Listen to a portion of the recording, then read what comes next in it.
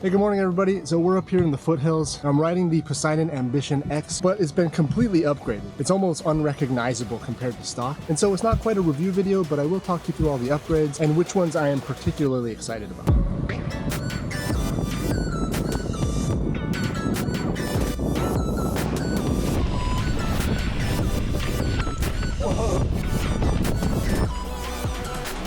Alright, so the list of upgrades is pretty extensive. To summarize, we've done a thru-axle conversion kit. We've swapped out the bottom bracket from square taper to a Holotech 2 style. We've replaced the heavy stock wheels with a set of Hunt Alloy 650B Adventure wheels. And the reason probably most of you are here is because we've swapped out the stock MicroSHIFT Advent X group set, and we've replaced it with the brand new MicroSHIFT Sword group set.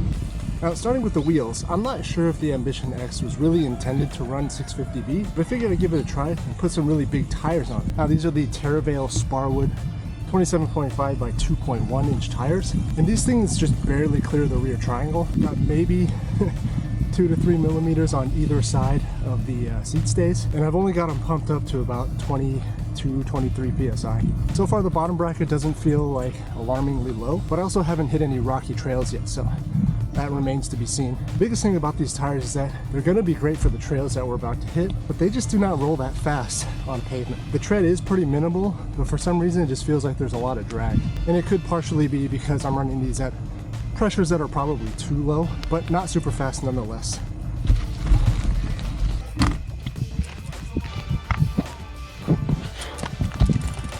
Now, the other semi-noteworthy upgrade was the thru-axle conversion kit. So I'll link you to the video, but it's actually really easy to install. And I think converting from quick release to thru-axle is maybe one of the best things you can do to modernize your Poseidon X or X Ambition. Now, I've never actually had a quick release wheel pop out on me, but it is comforting to know that the thru-axles are there just to keep everything nice and secure. Then, of course, the biggest upgrade to this bike is the complete swap of the group set from the outgoing MicroSHIFT Advent X to the brand new MicroSHIFT Sword group set. Now, this is a group set that promises simplicity. It's 100% mechanical, really easy to set up, and it's supposed to be pretty affordable as well. So myself, and I imagine a lot of you, are really excited about this group set. So just a quick rundown, we'll start with the cranks. The old MicroSHIFT Advent X did not actually have a dedicated crank set, but the new Sword group set actually does. It also employs the Holotech 2 style spindle, so we had to replace the square taper bottom bracket with a cartridge style bottom bracket. But then moving back to the rear, the derailleur is also updated. It's starting to look more like Shimano GRX, which is clearly what this group set is modeled after. And my first impression of this derailleur is that it works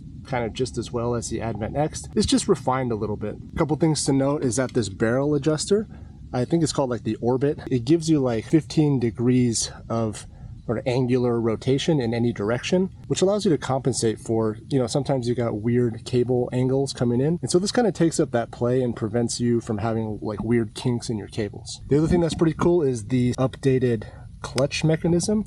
It's just a twist knob here to engage and disengage the clutch. It works pretty similar to the Advent X derailleur, it's just much more refined. And then of course the drifters are the biggest change to the MicroSHIFT group set. The ergonomics are fantastic. They really modeled this after Shimano GRX. So if you're a fan of the GRX shifters and you want something a little bit more affordable and mechanical, this is going to check all those boxes for you. You'll notice that there's no more external cable routing for the derailleur. It's all run internally. They also moved the pivot point for the brake lever up a little bit higher, so you get a lot more leverage from the hoods. And so as a consequence, the braking feels a lot better on this drifter than the outgoing ones.